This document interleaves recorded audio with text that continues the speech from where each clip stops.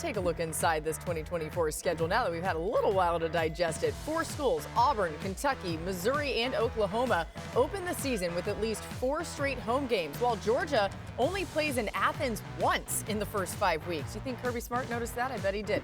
Alabama and Texas both making rare trips north to Big Ten country, and Florida faces 10 teams that are playing in bowl games this season. Did I say 10 weird? Impression a little bit? No, that's my Billy Bob from Varsity Blues. I'm glad you got Billy Bob in this. Damn. Okay, so toughest stretches of games, because that's where champions are formed, right? Or maybe they're not. So let's start with Paul Finebaum. Which team and their schedule sticks out to you, Paul, as the toughest stretch of maybe a handful of games? I found South Carolina's to be treacherous. They have a home game October 5th against Ole Miss, and then they get to go to Alabama next week. And after they recover from that, they go to Norman, Oklahoma. That's brutal. All right. Yeah, that says it. Joey, your toughest stretch. Yeah, I'm going to go with Florida. And it's not just what they have in November. But before that, they go to Tennessee. They have Kentucky, which we know will be a physical football team. Then they have the open date. And then, hello, Florida. They have Georgia. Then they go to Texas, LSU, Ole Miss, and at Florida State. I don't know that there's a team in the country facing a gauntlet quite like that at the end of a season when you have been through the first half and we talked about can you stay healthy?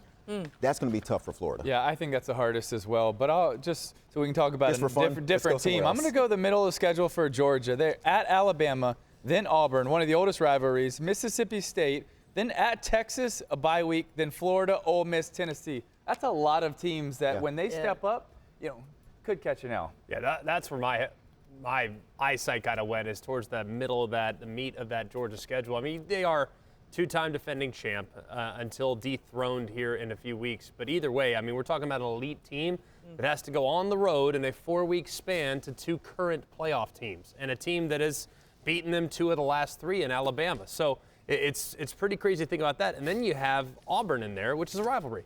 Which Florida, another rivalry. I know. I disregard that because I think there's like a bye week in there or whatever it is, one of those open weeks. Wow. But either way, it's a brutal stretch. Why is he waving off Tim though? Why he's doing that Florida? No, not Florida game, whatever. No, As they if got a Tim's bye still on week. the They get a team. break. They get to catch their breath at that point. But I think Mississippi State's going to be tricky this year. I mean, they've been a little bit of a thorn in the side.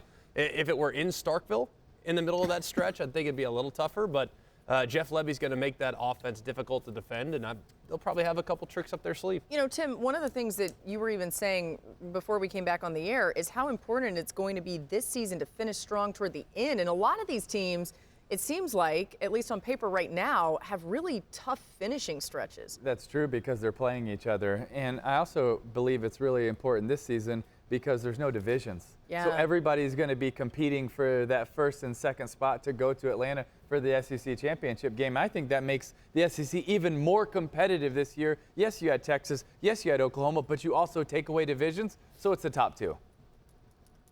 I got too many notes.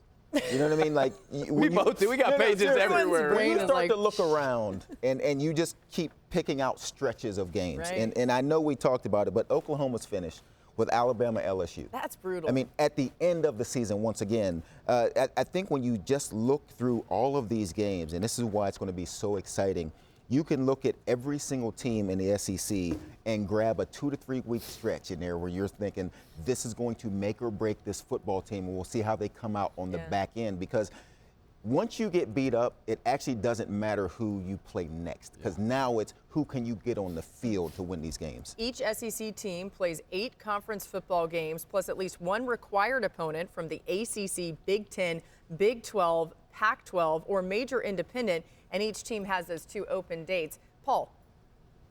Yeah, and there's also a couple of subplots here. We were talking about Florida a minute ago. They have a coach who really is going to be fighting for his job next year, and he ends up with the toughest schedule in the SEC, which is a bad mix to see the next year.